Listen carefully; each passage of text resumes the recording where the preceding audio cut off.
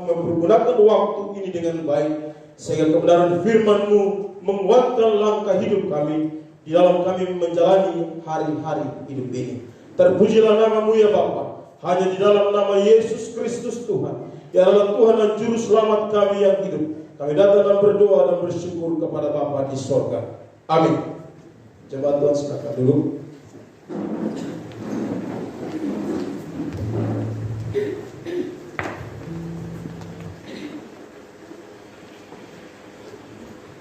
Baik, kita akan membaca satu bagian kebenaran firman Tuhan dalam surat Filipi pasal 2 ayatnya yang ke-6 sampai dengan ayat yang ke-8. Shalom. Shalom. Saudara, saya memberikan sebuah tema kecil dalam perenungan kita di hari ini, yaitu Jumat Agung. Seluruh orang-orang Kristen yang percaya kepada Yesus yang telah mati di seluruh belahan dunia merayakan akan peristiwa yang luar biasa yang pernah dilakukan oleh Allah dalam sejarah perjalanan kehidupan manusia, yaitu kematian Yesus Kristus di atas kayu salib. Dan hari ini merupakan hari di mana Ia akan dihukum, selanjutnya Ia akan disalibkan, bahkan Ia akan mati di atas kayu salib hanya untuk menebus dosa umat manusia. Saudara yang diberkati, ada seorang teolog besar namanya Stephen Tong yang mengatakan bahwa Jumat Agung bukan sekedar peringatan, bukan, tetapi dia melompat lebih jauh, bahwa Jumat Agung itu adalah bukan hanya sekedar peringatan tentang kematian Yesus, tetapi Jumat Agung itu adalah memproklamirkan tentang kematian Kristus. Bukan hanya sekedar memperingati tentang apa yang Yesus lakukan, tetapi Jumat Agung itu juga memproklamirkan kepada dunia bahwa Yesus benar-benar mati. Ada sebagian orang yang percaya sampai saat ini bahwa Yesus itu bukan Allah. Yesus hanya sekedar manusia biasa. Dia hanya sebatas nabi. Lalu ada juga sekelompok orang yang juga percaya bahwa Yesus tidak pernah mati, tetapi Dia diangkat oleh Allah hidup-hidup. Yang disalibkan itu adalah salah satu murid daripada Yesus yang wajahnya diserupakan oleh Allah seperti wajah Yesus. Lalu murid itu disalibkan karena wajahnya sudah diserupakan seperti wajah Yesus, dan murid itu adalah Yudas Iskariot. Pemahaman-pemahaman seperti ini harus ditepis. Makanya dalam Jumat Agung ini kita bukan hanya sekedar memperingati tentang kematian Kristus, tetapi juga kita memproklamirkan bahwa Yesus itu adalah Allah dan juga adalah manusia. Amin. Saudara yang diberkati oleh Tuhan, mari kita lihat. Pertama-tama, Yesus adalah Allah dan juga manusia. Dalam Filipi 2 ayat 6, saya membacakan di bagian yang terakhir pas ayat 5 dan juga ayat 6. Kristus Yesus yang walaupun dalam rupa Allah tidak menganggap kesetaraan dengan Allah itu sebagai milik yang harus dipertahankan, melainkan telah mengosongkan dirinya dan mengambil rupa seorang hamba dan menjadi sama dengan manusia. Ada salah satu aliran dalam kekristenan, yaitu aliran Unitarianisme. Orang-orang Unitarian tidak mempercayai bahwa Yesus itu adalah Allah. Mereka percaya Allah itu adalah Allah yang esa, tetapi mereka menolak ketritunggalan Allah. Mereka memahami bahwa Yesus itu bukan Allah, tetapi Yesus adalah sebatas nabi dan juga hanya sebatas hamba Allah. Lebih daripada itu tidak. Nah, paham Unitarian ini juga diadopsi oleh paham yang menjadi cikal bakal dari Unitarian, yaitu Yehova, saksi Yehova. Lalu ini diikuti oleh Islam yang mengatakan bahwa Yesus itu bukan Allah, Yesus hanya sekedar nabi. Tetapi saudaraku yang diberkati oleh Tuhan, mari kita perhatikan baik-baik ayat yang ke-6. Dikatakan Kristus Yesus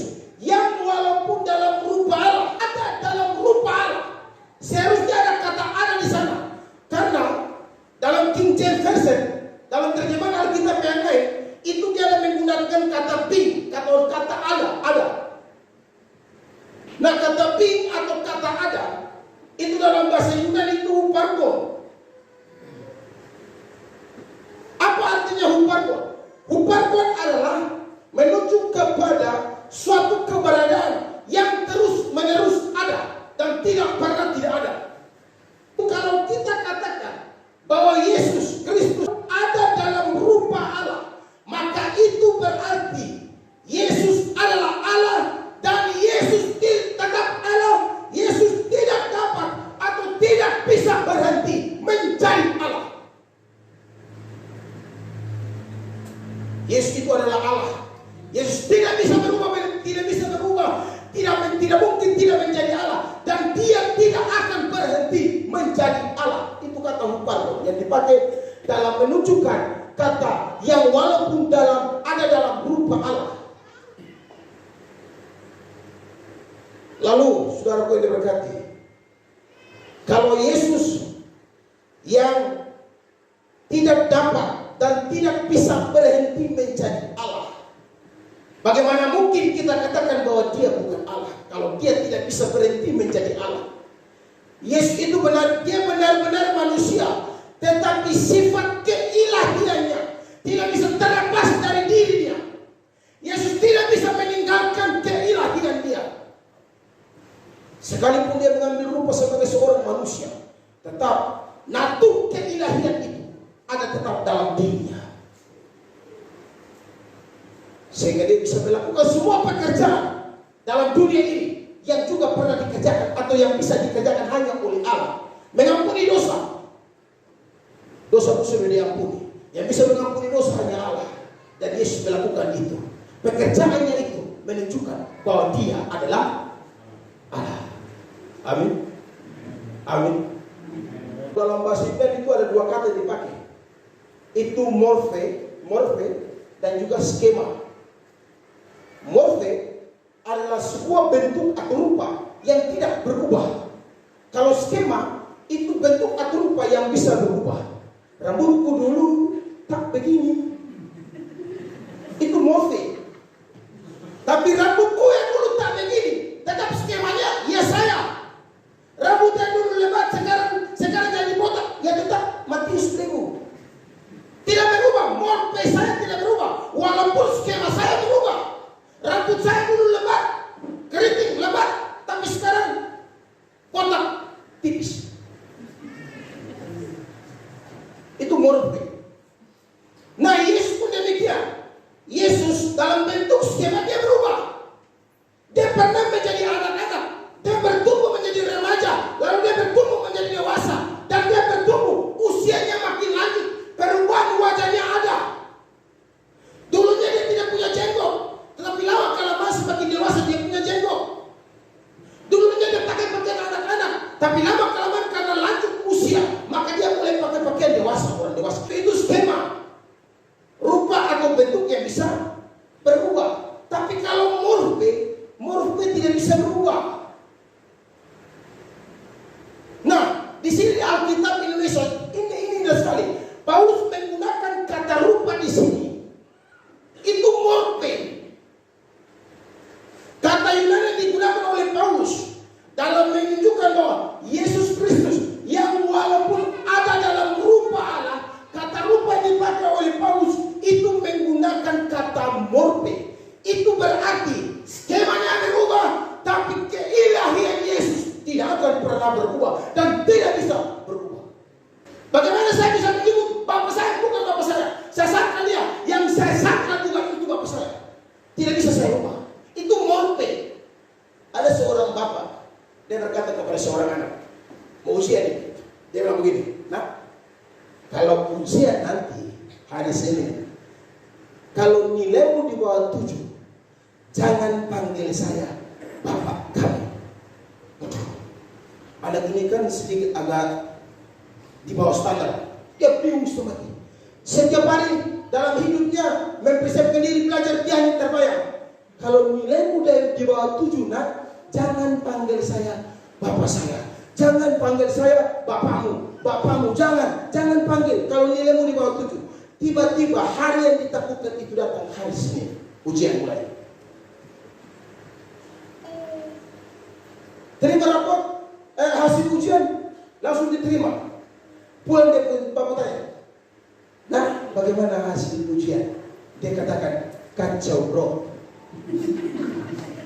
Karena kalau dia di bawah 7, jangan panggil dia bapakmu, jadi dia panggil kacau bro.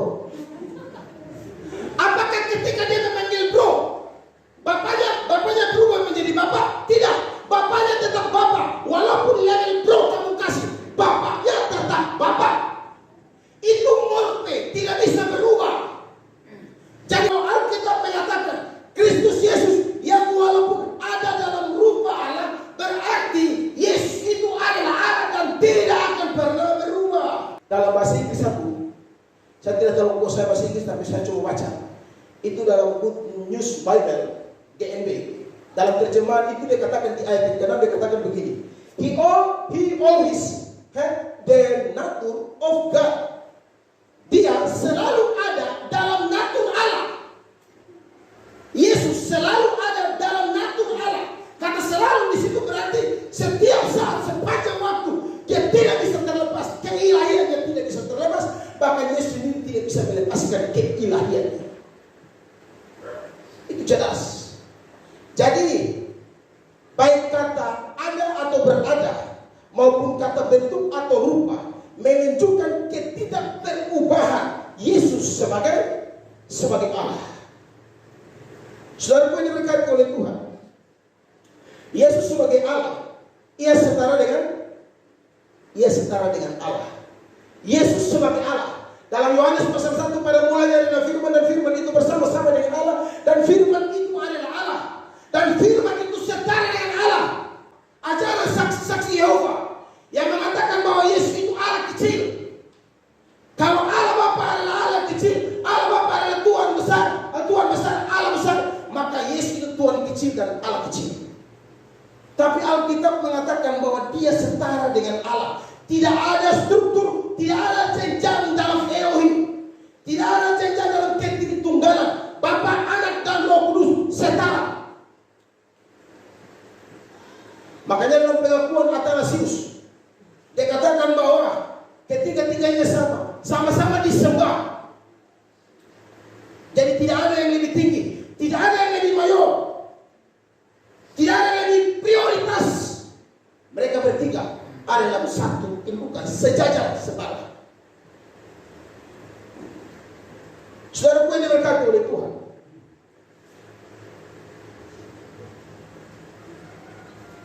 sekalipun Yesus adalah Allah dan setara dengan Allah, tetapi ia tidak merasa bahwa ia harus berusaha sama menjadi sama dengan Allah, tetapi melainkan ia mengosongkan dirinya. Lalu ada orang-orang yang juga berkata, Yesus menjadi Allah itu dia meninggalkan keilahiannya dikesampingkan, bahkan dibuang. Jadi dia turun ke dalam dunia ini benar-benar menjadi manusia, sungguh-sungguh menjadi manusia. Natur keilahiannya tidak ada sama sekali. Apakah benar demikian dengan penafsiran mengosongkan diri?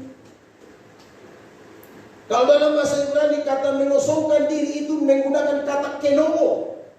Lalu diturunkan arti kata kenosis, artinya mengosongkan diri. Jadi mengosongkan diri bukan natur keilahiannya ditinggalkan, tidak. Tetapi dia menyembunyikan untuk tidak mempermudah kehidupannya. Dia menyembunyikan keilahiannya, bukan dia mengosongkan, tidak.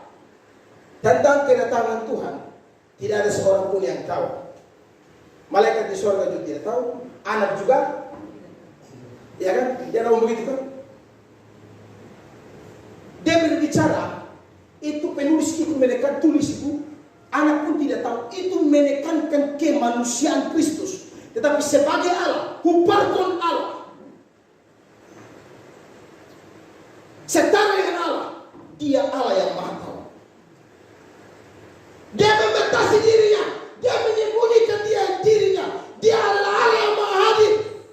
Tetapi Allah yang maha hadir, dia menyembunyikan dirinya. Dia pinjam sokor keledai.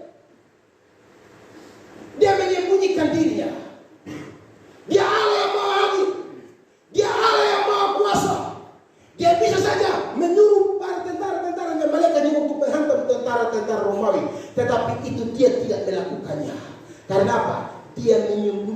keilahiannya. Bukan Allah Bapa mewujud Yesus habis, keilahian Yesus habis. Bukan seperti yang dikatakan oleh Erastus Sapro, tidak.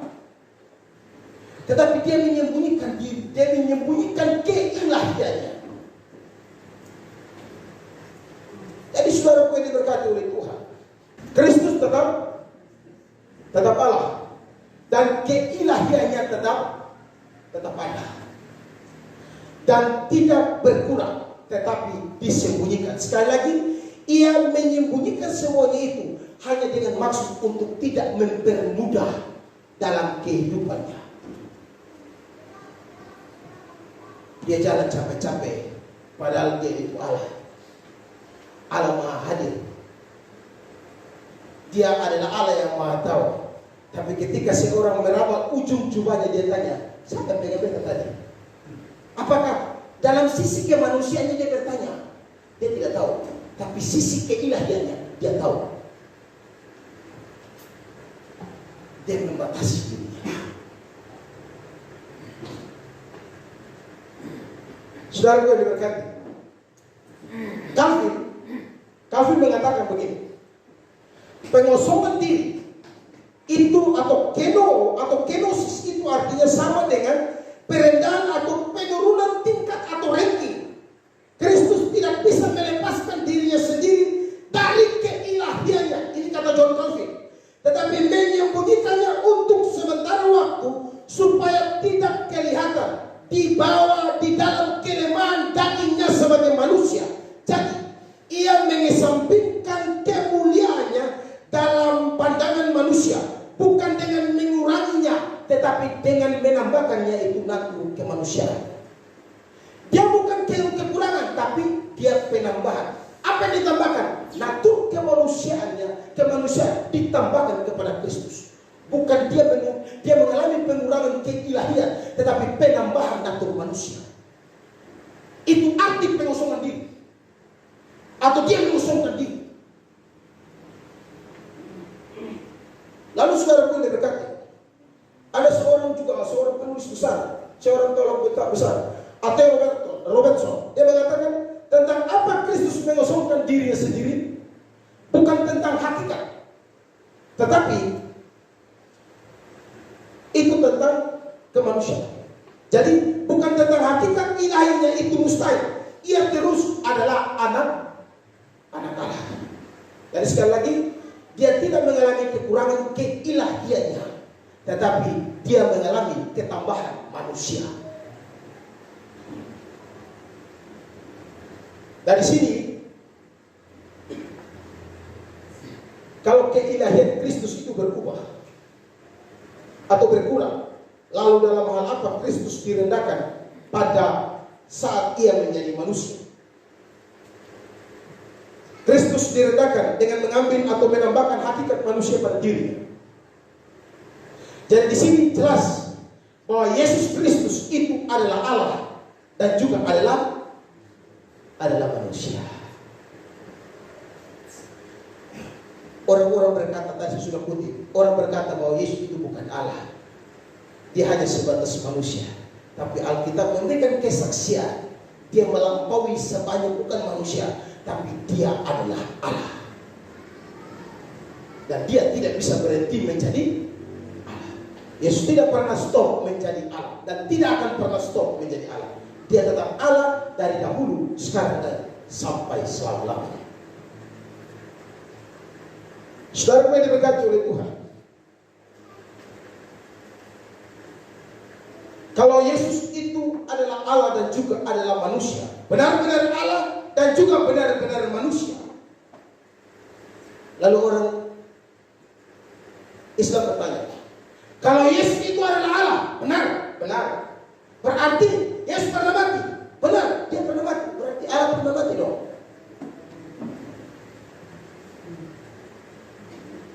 Anda percaya bahwa Yesus adalah Allah? Ya. Anda percaya bahwa Yesus yang adalah Allah pernah mati? Ya. Berarti Allah pernah mati. Ini bagian poin kedua tadi, menjawab bahwa Yesus tidak pernah mati, tapi dia akan hidup ke surga. Lalu Tuhan Allah merubah Yudas, rupanya seperti wajahnya dirubah seperti Yesus. Lalu Yesus keluar dari lubang angin, diangkat oleh Allah melalui lubang angin. Lalu orang Yahudi datang tangkap, orang tentara Romawi datang tangkap, yuk masih sekali. Ini menjawab bahwa Yesus benar-benar mati. Jadi Jumat Agung itu bukan hanya sekedar kita memperingati, tapi juga kita harus memproklamirkan itu bahwa kepada semua orang bahwa Yesus benar-benar mati. Orang sekarang ini hias kayu salib itu cantik-cantik. Ada yang cat bagus, ada warna ungu, ada yang tambah lampu. Tapi dulu itu kayu salib itu sepotong kayu kasar. Dan dia dicat dengan darah Kristus. Ada orang-orang di sini juga yang indrinya bukan taruh di atas, tapi taruh di kaki Yesus. Baru 7 perkataan keliling itu kayu salib. Lalu mahkota guduri taruh di atas pohon. Pohon kayak mati.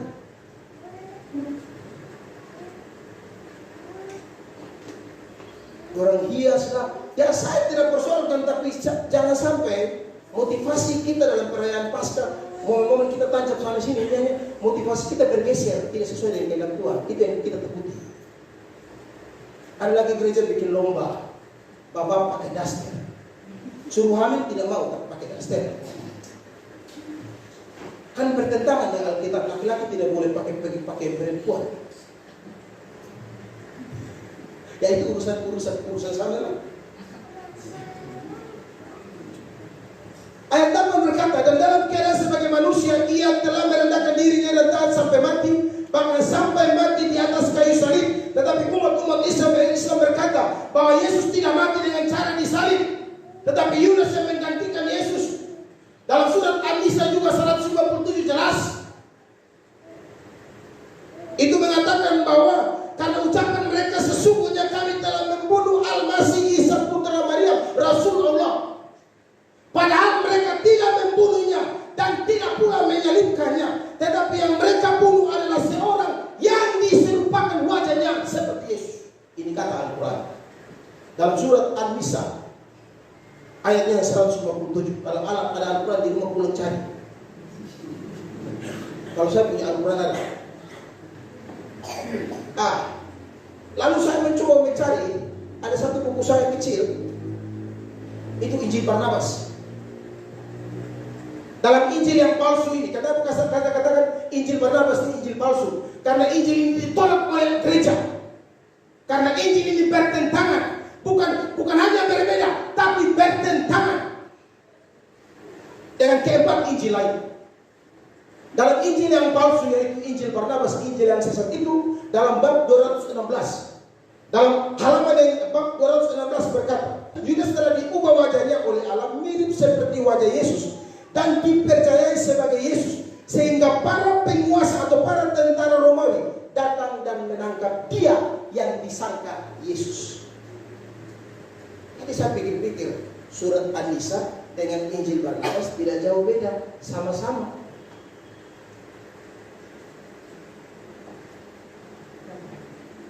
Sama-sama menceritakan bahwa Yesus tidak pernah mati, tetapi Yudas yang mati menggantikan dia. Tapi Alkitab dengan jelas mengatakan bahwa Yesus itu benar-benar mati. Nah pertanyaan selanjutnya, kalau Yesus itu adalah Allah, huparkonnya Allah,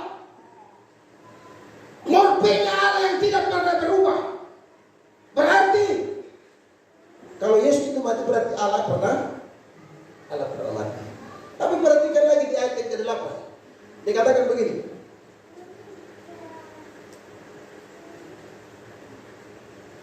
Dan dalam keadaan sebagai manusia, ia telah merendahkan dirinya dan taat sampai.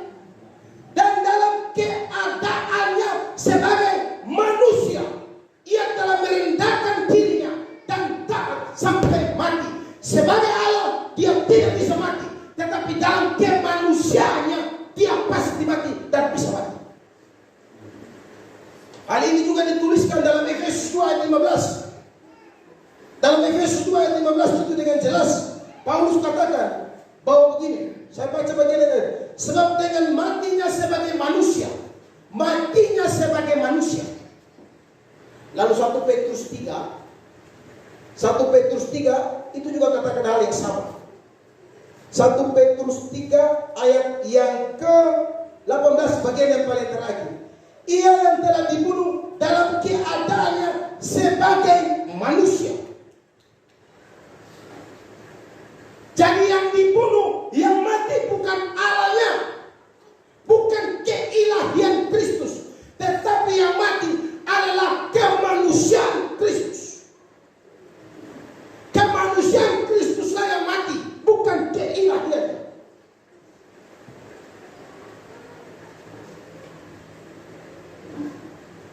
Jadi saudara gue diberkati. Kalau tadi saya sudah katakan, Erasmus katakan bahwa Yesus mati 2 kali. Tidak. Yesus hanya mati sekali dan dia mati 1 kali untuk selama-lamanya. Dia tidak pernah mengalami kematian 2 kali.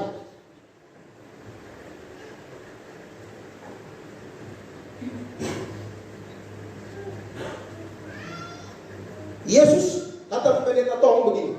Saya baca saja. Stephen Tong berkata begini. Yesus sebagai Allah yang tanpa batas dengan kerendahan hati mau menjadi manusia yang mempunyai banyak keterbatasan. Jika Yesus tidak menjadi manusia, maka Yesus tidak bisa menggantikan kita karena Allah tidak bisa mati. Perhatikan baik-baik. Jika Yesus tidak menjadi manusia, maka Yesus tidak bisa menggantikan kita karena Allah tidak bisa mati. Meskipun Allah adalah Allah yang Maha Kuasa, dan Allah yang Maha Kuasa itu dia adalah Allah yang Maha Kasih, tetapi kita harus perhatikan baik-baik. Walaupun dia Allah yang Maha Kasih dan Maha Kuasa, tetapi dia Allah yang kudus dan Allah yang adil. Orang berdosa harus dihukum. Dalam Kejadian 2 itu kan jelas, kalau engkau memakan buah ini pasti engkau mati. Dan Roma katakan upah dosa adalah, dan setiap orang yang berdosa harus dihukum mati. Maka dia bisa mati, maka Allah harus mengambil rupa manusia. Allah menggantikan kita. Dia menjadi manusia, menggantikan kita.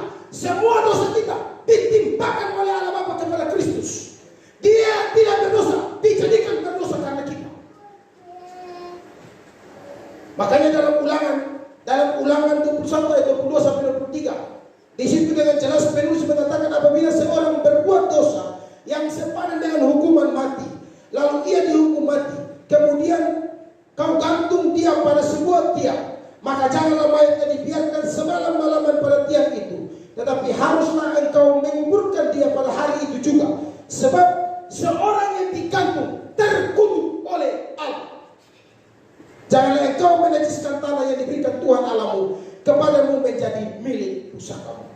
Lebih lanjut dan lebih, Paulus mengkonfirmasikan hal ini dalam Galatia 3 ayat 1 sampai 3. Kristus telah menebus kita dari kutuk hukum Taurat dengan jalan menjadi kutuk karena kita. Sebab Allah tertulis, terkutuklah orang yang digantung pada kayu salib.